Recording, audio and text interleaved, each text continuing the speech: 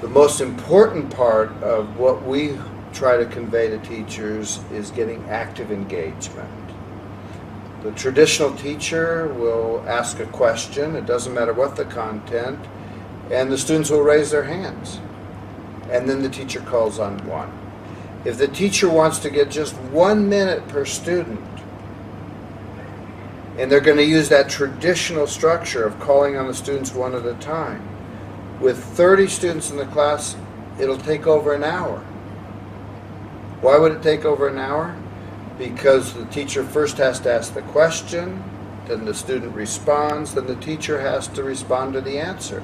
Correction opportunity, praise, redirect their thinking. We talk twice for every time the students do. Each student has gotten 1 minute of active engagement and 59 minutes of looking at the back of the head of some student talking to the teacher. It's structure for disengagement. Contrast that with the structures that we used. For example, a time pair share.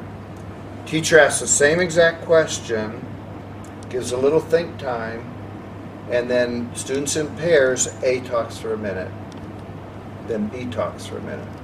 In 2 minutes, we do what it would have taken an hour the other way in terms of active engagement.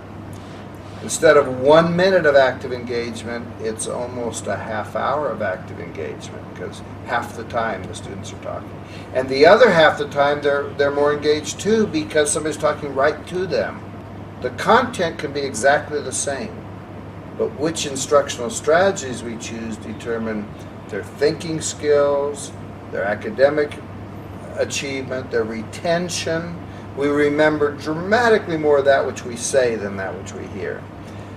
And their teamwork skills, and their caring for each other, their support for each other. We prepare them for the interdependent world that they're going to live in.